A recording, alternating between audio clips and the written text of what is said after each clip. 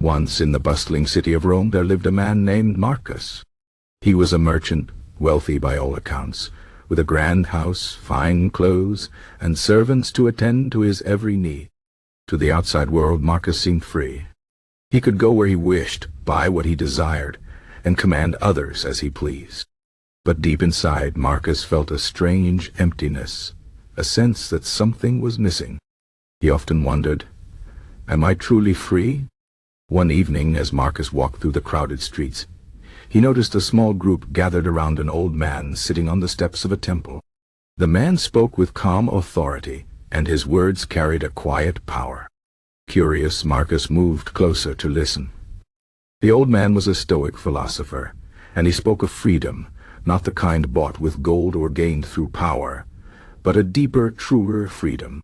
"What is freedom?" the philosopher asked.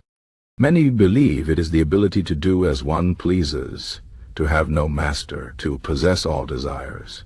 But this is an illusion. A man who chases pleasure becomes a slave to his cravings. A man who fears loss is trapped by his worries. Even a king, if ruled by anger or greed, is no freer than a prince." Marcus felt his heart stir. He had never thought of freedom this way. He had always believed that wealth and power meant liberty. But now he wondered if he had been wrong. The philosopher continued, "True freedom, as the Stoics teach, is mastery over oneself.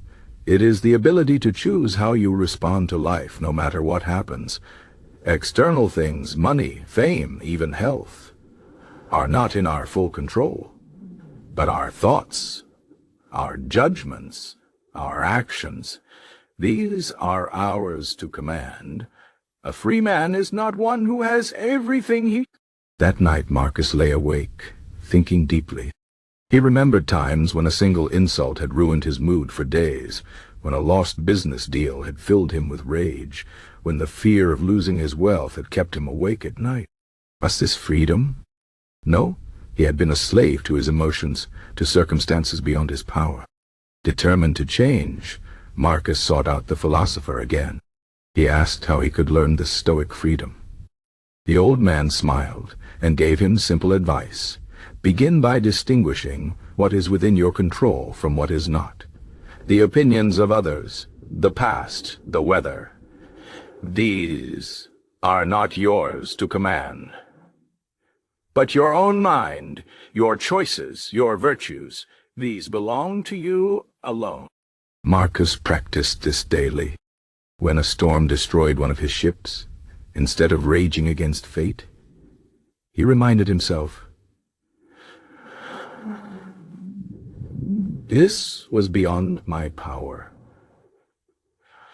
What is within my power is how I respond. I can rebuild or adapt." When someone insulted him, he no longer felt the sting as deeply, for he chose not to let another's words define his peace.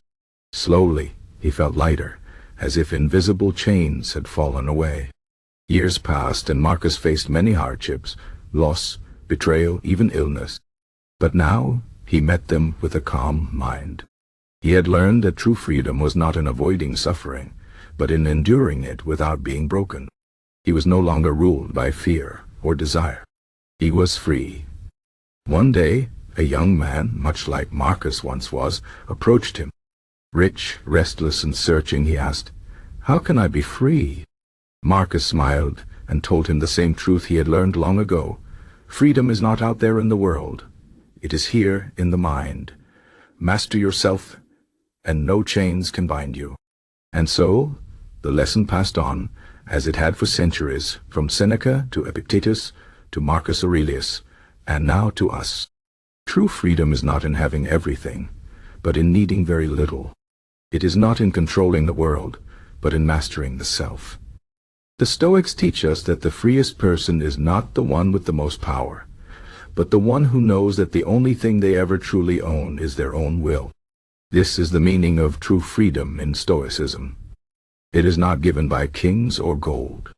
It is earned, day by day, through discipline, wisdom, and the courage to look within.